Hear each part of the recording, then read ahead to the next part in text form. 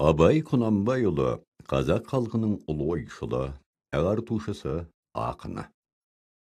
Абай қазақ әдебиетіне реалистік сипат пен жаңа мазмұн берді. Адамзаттық ой санаға терең із қалдырды. Абай Шығыс Қазақстан облысы Абай ауданында Шыңғыс тауының бауырында дүниеге келген. Ол бала күнінде ескіше хат таниды. Кішкентай күннен халықтың ауыз әдебиетіне қанып өседі.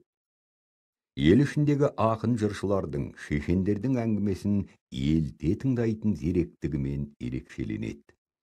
Абай 12 жасында Семейдегі Ахмет Риза медресесіне түсіп, білім алады. Ақынның араб, парсы тілін меңгеруі шығыс ақындарын оқып, шығыс әдебиетіне еркін бойлауына ықпал етеді. Абай шығыс ақындарының шығармаларын танумен ғана шектелмей, өзді сол үлгіде өлеңдер жазған.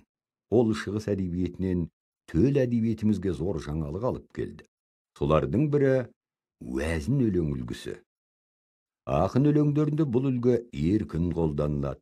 Шығыс шайырларының нәзирагөйлік дәстүрінде де поэма жазған.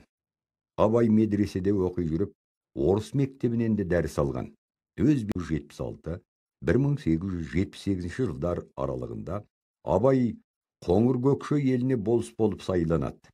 Жер дауы, жесір дауы, ел ішіндегі талас тартыстарды әділ шешуге күш салады.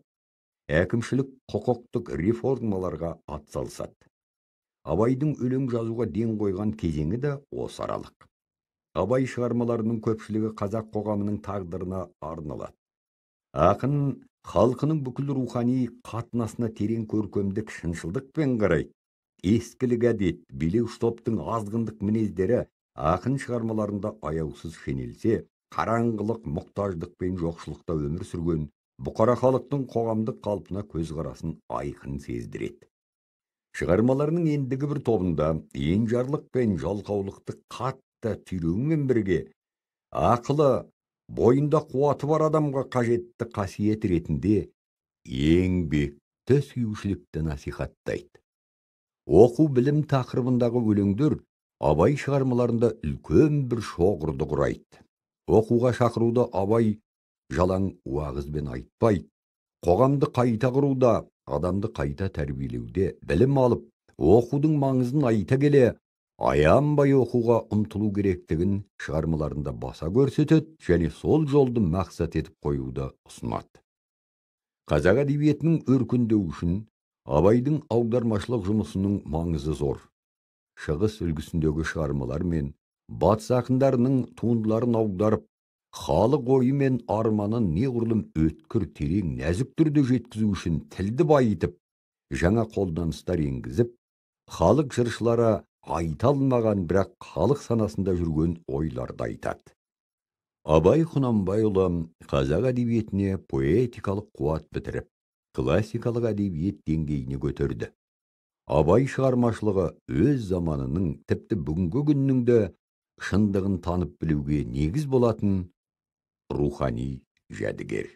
Ол өз дәуірінің шеңберінде ғана қарастырылатын өткінші дүние емес. Заман ауысып, уақыт озған сайын қоғамдық ой санаға әсері арта түсіп, өркендеп, дамып отыратын асыл мұра. Саламатсыздар ма, білім алушылар? Видеороликті көріп болсаңыздар, назарларыңызды сабаққа бұрыңыздар. Видеороликте көрсетілгендей, бүгінгі сабағымыздың тақырыбы Абай Құнанбайұлына арналады. Қазақ тілі мен әдебиеті пәні 8-ші сынып. Сабағымыздың тақырыбы ойшыл, суреткер, ақын. Сабақтың мақсаты: кесте, диаграмма, нұсқаулық, шартты белгілер мен сызбаларда берілген ақпаратты талдау, баға беру. Тақырып бойынша мәліметтерді жинақтап, эссе жазуда тиімді қолдану. Бірінші тапсырма 37-ші бет. Сұрақтарға жауап жаз. Қазақтың қандай танымал ақын жазушыларын білесің?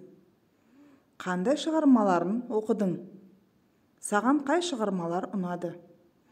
Оқушылар, дәптерлеріңізге бүгінгі тапсырманы жазып, сұрақтарға жазбаша жауап береміз. Екінші тапсырма 37-ші бет. Суреттерді пайдаланып, Абай Құнанбайұлы ойшыл ақын деген тақырыпқа диалог құраңдар.